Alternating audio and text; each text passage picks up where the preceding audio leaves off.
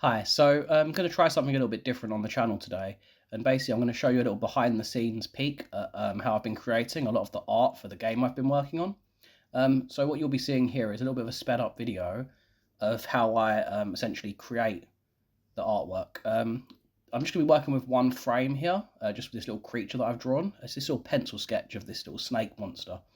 Um, the first thing I've done is I've basically just taken the image, the pencil drawing, and I've taken it into GIMP, this basically Photoshop, and then I go around the edges of each line. This is so I can remove the background, and then what I'll do afterwards is colorize it one step at a time. The reason I do this is basically it's so that I can get some cleaner colours, and I like the sort of janky art style of having like uneven edges and those little like quirks and inconsistencies, little mistakes that come from doing things by hand rather than you know. Well, that's my excuse anyway. That can be my cope of my art skills essentially. So yeah, I'll do that. Like click around one step at a time. As carefully as I can, but again, like all the little imperfections are where I believe the art style comes from. Once we've done that, clicked all the way around, nearly there. This is going to be like a sort of monster, I believe, like a little creature that you'll have to either run away from or something. And there we go. So I take that, cut it, paste it to a new layer, and remove the old layer. And now we have this with a transparency behind it. Next thing I'll do is, like, for some of the highlighted features, like this eye here, I'll go around the eye, and then create that, paste it to a new layer, and then colorify that. I think like a sort of like decayed yellowy sort of color works for that. And then this little bit underneath the eye as well. So I cut that out, paste that, and then move that down one layer so it's just below the eye, and then colorify that, sort of a reddy pink color, I think works for that. And then the mouth with these like stitches, I'm going to go around the edges of that and then cut all of that out and paste it to a new layer on top of what I'm doing there. Yep, nearly there. Just click all the way around, and that is how I do that step. Now what I'll do next is colorify the whole of the body of the creature. Just going to go for a generic or greeny snake color here. Now the next step, what I do is create a new layer on top of that, grab a pen with a different shade of green and a sort of scratchy type brush here, and essentially just like give it a little bit of a highlight, like a feature on one side. Then I'll make that, reduce the opacity on that so it's sort of see-through and creates like a layer. Just fiddling with the numbers here to make it look a bit more organic rather than, like it's just been scribbled on. Yep, and then the next step after that, what I will do is essentially move into colorizing the sort of hair bit here with another layer of black. I'll make this reduce the opacity on this afterwards as well, so it's see-through and the color bleeds through. And also use this for shading essentially on the next step, and a little bit of we'll make a yellow there for these little highlights on that little bit of color on the tail there.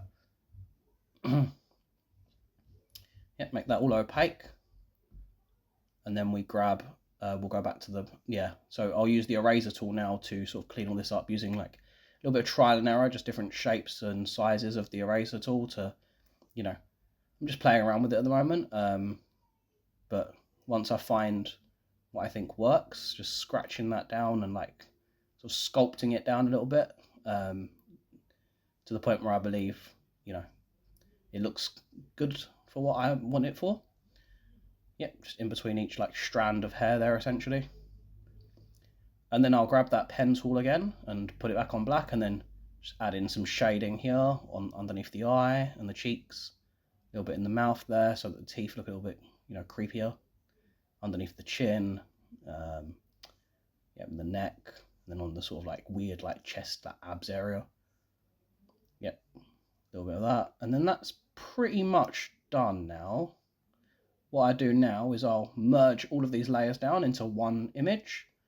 Now I'll take the sprite sheet for my characters in RPG Maker, and I'll copy this, highlight it, copy it, paste it into here, and then drop it onto one of the existing little squares for characters there. Again, I'm only doing one frame of the animation right now, just for simplicity's sake, but I am intending to work on some more animation for this. But as you can see, it's quite a time-consuming process, so, you know, working on it to that extent would be, you know, something in the future.